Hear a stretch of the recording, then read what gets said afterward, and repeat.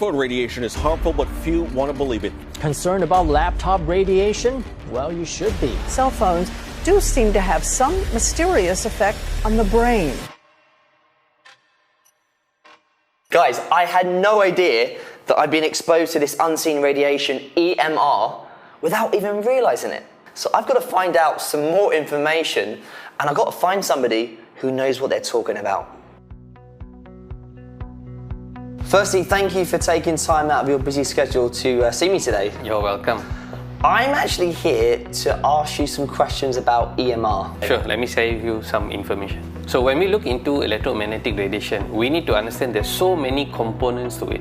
The first thing we need to see is, of course, the ionizing radiation, which we refer to like nuclear exposure, space exposure, where these kind of ionizing radiation can be dangerous. Even also the usage of like X-ray. And then there's another component which is less harmful, but we cannot rule it out, which is non-ionizing radiation. These come from our phones, laptops, our microwave, and even our Wi-Fi. But you must know something, that there's something called as rouleau formation, where red blood cells start to stack on each other. So if you see there are blood vessels, there are many branches in them. Okay, so then you have red blood cells traveling inside, and imagine this is a red blood cell, and they start to form clumps or stagnation. They start to stack among each other. So what happens is, due to the presence of iron inside red blood cells, they are rich in ferrite, magnets or electromagnetic radiation increase or makes their charge more positive, and they start to stack. And when they start to stack, this disrupts their interchange between delivering oxygen into the cells and then taking up carbon dioxide into the red blood cells. There's many studies and journals that are citing that an excessive exposure towards the EMR can lead to cancer provocation in the body, whether it's benign or malignant. Possibilities are there. After hearing about all these health problems, I'm a bit concerned about myself, and I'm curious to know what my red blood cells could actually look like. Yeah, we have a simple prick test, and we can actually analyze the red blood cells. Okay, let's do that. Let's go. Being always on the phone and my laptop for work and learning about the health effects of EMR is beginning to worry me. So let's find out what my results of my blood test are, as suggested by Dr. Roland. So what we can see here are red blood cells. We can see red blood cells, they are very translucent and they don't have a nucleus. And we can see beautifully the red blood cells moving around in the matrix.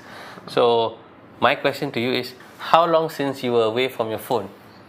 I think about 40 minutes maybe. That seems not your kind of reality. Oh no, I'm on my phone all the time. Okay, so what we can do is, you get on your phone for maybe close to about half an hour, holding it, and then we'll check again and see how does the capillary blood look like. It looked like my first blood test result was clean, with no signs of blood clotting or blood clumps. But would just 30 minutes of cell phone usage really do any harm at all to my body? I hope not. Let's find out. Okay, let's have a look. So you can see all the cells now being stacked. See, all of them are, you cannot see those loose cells. You can see most of the cells now all stacked. Clumped up together, right? Exactly, exactly. Just look at that. The big message is always to try to reduce our exposure. It's almost impossible not to use, but try to be a bit more cautious in the usage. So the thing is, I know you say it's better to reduce. It's impossible for somebody like me, and I'm sure there's lots of people out there that also need to be holding their phones. So is there anything I can do? This is the device that can actually help harmonize your electromagnetic frequency wave. And you want to see how it works? Sure. Come. With the environment harmonizer turned on beside me, Dr. Roland and I proceeded to do a third blood test to see just how well this technology supposedly suppresses EMR.